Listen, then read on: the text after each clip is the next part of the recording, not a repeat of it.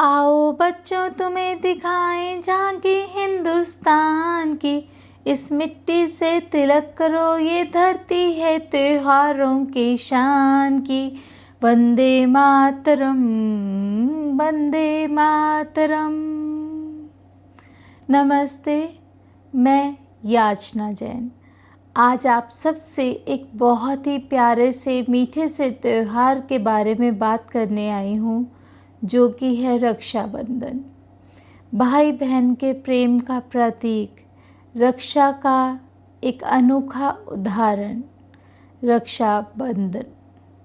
रक्षाबंधन का मतलब सिर्फ शारीरिक रक्षा ही नहीं, बल्कि मानसिक व आध्यात्मिक रक्षा भी है। इसमें बहन भाई को अपने प्रेम से एक रक्षा सूत्र बांधती है, रक्षा का धागा बांधती है, और भाई उसको सदा रक्षा करने का वचन देता है। इस रक्षा सूत्र का बहुत महत्व है। भगवत गीता में भी श्री कृष्ण ने कहा, मयि सर्वम इदं प्रोतम सूत्रे मणिगणा इव। इसका मतलब यह है कि यह सारा संसार, यह सारा जगत मुझ में जैसे एक धागे में मोती पिरोए होते हैं, वैसे ही ये सारा संसार मुझ में पिरोया हुआ है। इसी प्रकार यह रक्षा सूत्र सिर्फ एक धागा नहीं है, यह रक्षा सूत्र लोगों को, रिश्तों को एक माला के समान पिरोता है और उन्हें बहुत सुंदर रूप देता है, जिससे कि वो जीवन भर अपने उज्जवल और एक बहुत ही अच्छे भविष्य की ओर अग्रसर होते हैं। पर ये रिश्ता बहुत ही मिस्टीरियसली किसी भी एज या रिलेशन से बाधित नहीं है। हम अगर अपने थोड़ा सा भी हिस्ट्री में झांक कर देखें तो हमें बहुत सारे एग्जाम्पल ऐसे मिलेंगे जहाँ पर ये रिश्ता सिर्फ भाई बहन के रिश्ते तक सीमित नहीं है। तो आइए देखते हैं कुछ ऐसे ही उदाहरण। प्राचीन काल में द्रौपदी और कृष्ण की कथा इन सब में सबसे ज़्यादा फेमस है। जब एक बार मकर संक्रांति के दिन भगवान श्री कृष्ण की उंगली किसी वजह से कट गई थी, तो उसमें से बहुत खून आने लगा था। तब द्रौपदी ने अपनी साड़ी के एक हिस्से को फाड़कर उसे उनकी उंगली पर बांध दिया था। तब कृष्णा ने उन्हें प्रॉमिस किया, वादा किया उनसे कि जब भी उन्हें आवश्यकता होगी कृष्णा उनकी मदद करने आएंगे, और कृष्णा सदा उनकी रक्षा करते रहे। जब चीरहरण के समय भी श्री कृष्ण आए और उन्होंने द्रौपदी की लाज रखी। ऐसे ही एक दृष्टांत आता है राजा बलि और माता लक्ष्मी का। राजा बलि दानवों के राजा थे, पर वो भगवान विष्णु के बहुत बड़े भक्त थे। उन्होंने भगवान विष्णु से रक्षा का वचन मांगा, तो भगवान विष्णु ने अपने आप को उनका द्वारपाल बनाकर वहाँ पर नियुक्त कर दिया। अब वहाँ पर वैकुंठ में उनकी पत्नी माता लक्ष्मी उन्हें बहुत याद करने लगी, तो वो भी एक अपना वेश बदलकर वहाँ पर राजा बलि के पास आई, और उन्होंने राजा बलि को एक धागा बांधा। राजा बलि ने उस धागे के बदले उनसे कहा कि आप क्या चाहती हैं, मैं आपको क्या गिफ्ट या उपहार दे सकता हूँ। तब लक्ष्मी जी ने कहा कि अब ये देखिए, ये जो मेरे पति हैं, और ऐसा कहकर उन्होंने अपना वास्तविक स्वरूप उनके सामने दिखा दिया कि आप मेरे पति को मेरे पास वापस भेज दीजिए। तो बलि ने अपना प्रॉमिस रखा और विष्णु जी से प्रार्थना की कि आप कृपया माता जी के साथ वैकुंठ लौट जाइए।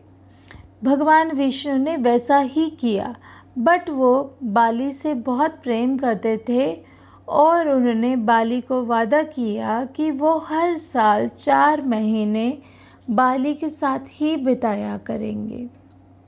तो इस तरह कुछ प्राचीन काल की गाथाएं, इसी तरह से कुछ इतिहास में भी हमारे इस रक्षाबंधन त्यौहार से जुड़ी गाथाएं हैं। इतिहास में भी जब राजा पोरस और अलेक्जेंडर का युद्ध हुआ, उस समय अलेक्जेंडर की वाइफ रॉक्सेना राजा पोरस के पास आई और उनके हाथ पर राखी बांधी। इसके बदले जब राजा पोरस ने उनसे कुछ उपहार मांगने को कहा तो उन्होंने कहा कि वो उनके पति अलेक्जेंडर के प्राणों की रक्षा करें। इसके पश्चात जब युद्ध हुआ तो युद्ध में एक समय ऐसा आया जब अलेक्जेंडर धरती पर गिर गए थे और राजा पोरस उन्हें मार सकते थे, बट उन्होंने रॉक्सेना को दिए हुए वचन के मुताबिक उसे नहीं मारा, जबकि अलेक्जेंडर के सैनिकों ने उन्हें बंदी बना लिया। बाद में अलेक्जेंडर उनके शौर्य से बहुत प्रसन्न हुए और उन्हें उनका राज्य वापस कर दिया और वो दोनों आपस में बहुत ही अच्छे दोस्त बन गए। ऐसे बहुत से कथाएं भी हैं जहाँ पर भाई बहन के अलावा दूसरे रिश्तों ने भी, जैसे कि पति पत्नी ने भी राखी का ये त्यौहार मनाया। जैसे कि एक बार राजा इंद्र को उनकी पत्नी इंद्रानी, जो रानी शची थी, उन्होंने भी राखी बांधी थी उनकी रक्षा के लिए। तो ऐसे पति पत्नी के भी उदाहरण आते हैं जहाँ पर उन्होंने रक्षा के लिए राखी बांधी। तो इस तरह से ये किसी भी रिश्तों तक सीमित नहीं है। ड्यूरिंग जो हमारा फ्रीडम स्ट्रगल था, उस समय भी रविंद्रनाथ टैगोर ने बंग भंग जो कि बंगाल का, वेस्ट बंगाल का विभाजन था, उसके विरोध में राखी महोत्सव का सहारा लिया था। इस महोत्सव के थ्रू उन्होंने सब लोगों के मन में एकता और भाईचारा की भावना को फिर से उपजाया, जिससे कि लोगों ने शांति से उस समय एक दूसरे के साथ सद्भावना का परिचय दिया। एक बार ऐसी ही एक कथा प्रचलित है जब चंद्रशेखर आज़ाद को किसी ने राखी बांधी थी। रक्षाबंधन सिर्फ और सिर्फ रिश्तों से परे ही नहीं, अलग अलग राज्यों से परे भी है। ये संपूर्ण भारत में अलग अलग रूपों में मनाया जाता है। महाराष्ट्र में यह नारियली पूर्णिमा के नाम से विख्यात है, जिसमें नदी या समुद्र के तट पर जाकर जनेऊ बदलते हैं, वे नारियल चढ़ाकर समुद्र देवता की उपासना करते हैं। पश्चिम भारत में, स्पेशली कोंकण या मलाबार में, ये केवल हिंदू ही नहीं बल्कि मुसलमान व पारसी जो ट्रेडर्स होते हैं वो भी समुद्र के तट पर जाते हैं और अपने जो जहाज़ हैं, जो ट्रेडिंग जहाज़ होते हैं, उनकी रक्षा करने के लिए समुद्र देव को पुष्प व नारियल चढ़ाते हैं। इसी पर पश्चिम बंगाल में इसे झूलन पूर्णिमा के नाम से मनाया जाता है। दक्षिण भारत यानी केरल, तमिलनाडु आदि में यह अवनी अवित्तम के रूप में मनाया जाता है, जिसमें ब्राह्मण वो नया जनेऊ धारण करके ऋषियों को जल अर्पित करते हैं। बुंदेलखंड में इसे ही कजरी पूर्णिमा के रूप में मनाया जाता है। इस दिन वे कटोरे में जौ व धान बोते हैं और 7 दिन तक पानी देते हुए माँ भगवती की वंदना करते हैं। राजस्थान में इसे राम राखी और चूड़ा राखी के रूप में मनाया जाता है। गुजरात में यह पवित्रोपना के रूप में मनाया जाता है, जिसमें इस दिन शिव जी की पूजा होती है। और नेपाल में यह जनेऊ पूर्णिमा के रूप में मनाया जाता है। तो इस प्रकार से यह अलग अलग राज्यों में अलग अलग रूप से मनाया जाता है। राखी कि इस त्योहार में हमें थोड़ा सा वैदिक तरीक़ों का, वैदिक विधियों का यदि हम ध्यान रखें तो इसका बहुत ही शुभ फल मिलता है। इस दिन बहनें भाई के राखी जब बांधती हैं तो उन्हें दिशा का भी ध्यान रखना चाहिए। भाई का मुंह पूर्व या उत्तर दिशा की ओर होना चाहिए और उनकी पीठ पश्चिम या दक्षिण दिशा की ओर होनी चाहिए। साथ में ये बहुत ध्यान रखना चाहिए कि राखी बंधवाते समय भाई अपने सिर पे कोई कपड़ा अवश्य रखें। खाली सिर राखी बांधना शुभ नहीं होता और उसके बाद वो बहन से तिलक भी अवश्य करवाएं। राखी बांधते समय एक मंत्र बोला जाता है जिसमें कहा जाता है, येन बद्धो बलि राजा दानवेंद्रो महाबलः तेन त्वाम अपि बंदनामि रक्षे माचल माचल। इसके अलावा एक और मंत्र जो कि बोला जाता है वो है, ओम व्रतेन दीक्षाम आपनोति दीक्षया अपनोति दक्षिणाम दक्षिणा श्रद्धा माँ आपनोति श्रद्धाया सत्याम आप्यते। इसी प्रकार एक और अन्य मंत्र है जो कि जब भाई को तिलक करते हैं उस समय बोलना चाहिए। वो तिलक है, ओम चंदनस्य महत् पुण्यम पवित्रम पापनाशनम आपदाम हरति नित्यम लक्ष्मी तिष्ठति सर्वदा। बहन भाई को ये रक्षा सूत्र बांधते हुए संकल्प रूप में एक अन्य मंत्र का भी उच्चारण करती हैं, सर्व रोगो उपशमनम सर्वाशुभ विनाशनम सकृत कृतै नाबद एकम येन रक्षा कृता भवेत। अर्थात रक्षाबंधन पर्व पर धारण किया हुआ यह रक्षा सूत्र संपूर्ण रोगों तथा अशुभ कार्यों का विनाशक है। इसे एक बार साल में धारण करने से मनुष्य वर्ष भर के लिए रक्षित हो जाता है। इस पर्व में 5 वस्तुओं का बहुत महत्व होता है जिनसे कि रक्षा सूत्र का निर्माण किया जाता है। आज के समय में ये रक्षा सूत्र आपको बाज़ार में बहुत इजीली मिल जाता है जो कि किसी भी तरह की वस्तुओं से बना होता है।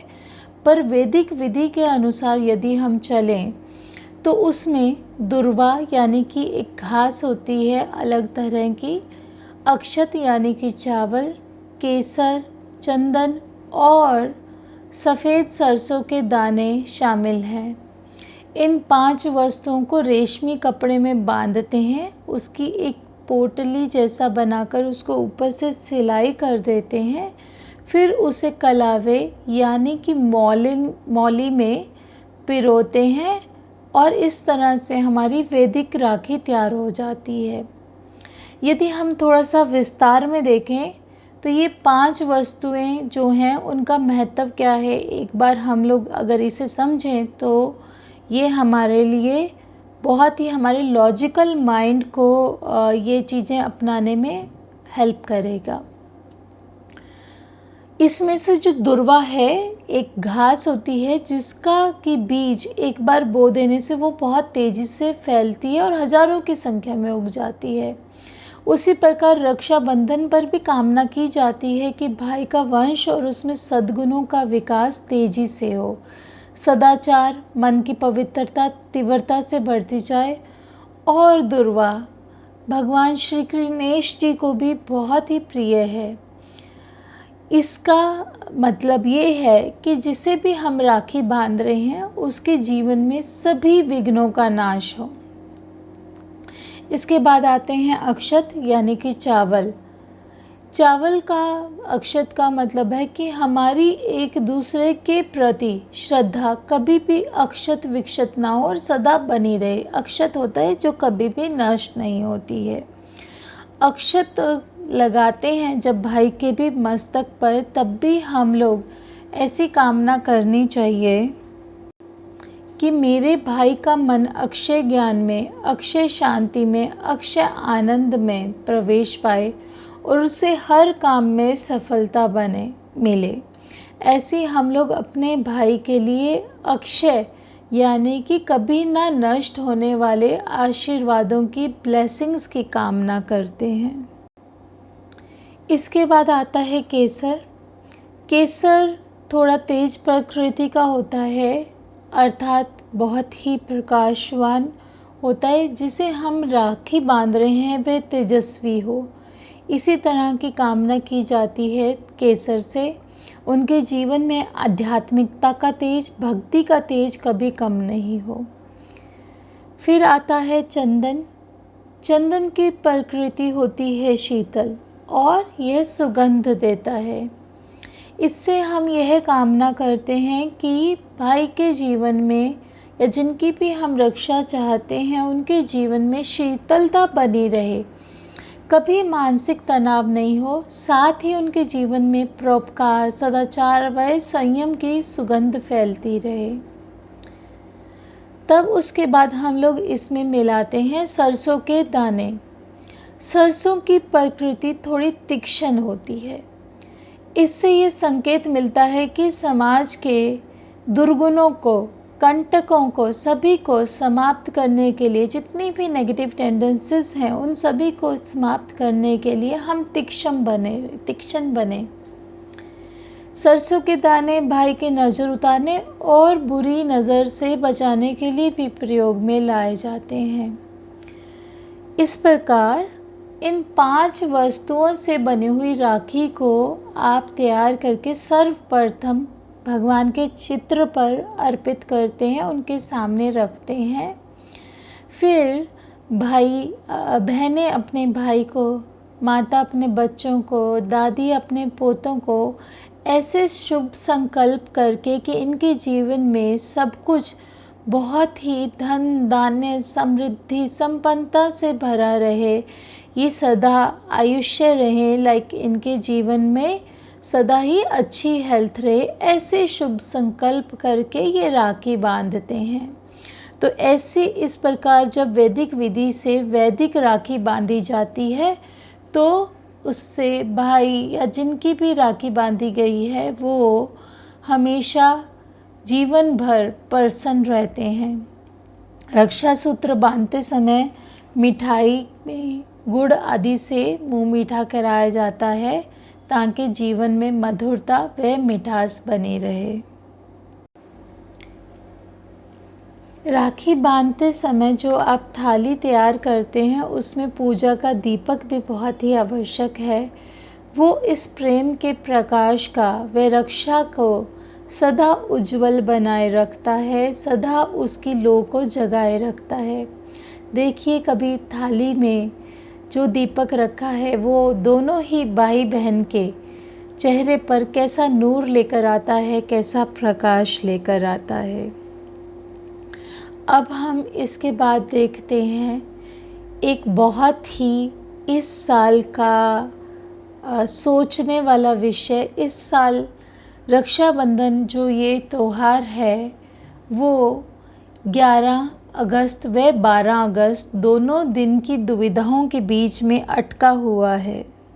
मैं कोई ज्योतिषी नहीं हूँ, पर कुछ ज्योतिषी जो कि एस्ट्रोलॉजर्स हैं उनके जो गणना है उसके अनुसार जो ज्ञान प्राप्त हुआ है वही आप सबसे आज शेयर करने जा रही हूँ। उन सब के अनुसार इस साल 11 तारीख को अधिकतर समय भद्रा काल रहेगा। रक्षाबंधन जैसा कि आप जानते हैं ये शुक्ल पक्ष, श्रावण मास की शुक्ल पक्ष में पूर्णिमा तिथि को आता है। इस बार यह 11 अगस्त और 12 अगस्त दोनों दिन में आ रहा है। पूर्णिमा तिथि बिगिन होती है 11 अगस्त सुबह 10:38 AM पर और यह एंड होती है फ्राइडे यानी 12 अगस्त को सुबह 7:05 पर। अब इस रक्षाबंधन में भद्रा जो है वो आरंभ होती है जैसे ही आपकी पूर्णिमा तिथि आरंभ होती है, यानी कि 11 अगस्त को 10:38 पर सुबह, और यह जो भद्रा काल है वह समाप्त होता है 11 अगस्त को रात को 8:51 पर। अब ऐसा माना जाता है कि भद्रा काल में कभी भी राखी नहीं बांधनी चाहिए। ऐसा रावण ने अपनी बहन से भद्रा काल में राखी बंधवाई थी, तो एक ही साल में उसके जीवन में बहुत विनाश हुआ था।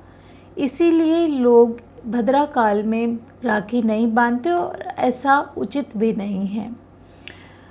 तो रक्षाबंधन के लिए सबसे ऑस्पिशियस समय है 11 अगस्त को रात को 8:51 से लेकर 9:12 तक का।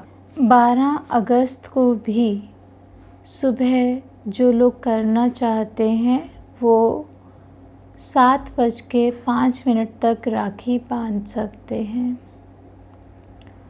तो आइए इस त्यौहार को हम सब लोग बहुत ही हर्षोल्लास के साथ, आपसी भाईचारे के साथ और सभी के लिए रक्षा की कामना करते हुए मनाते हैं।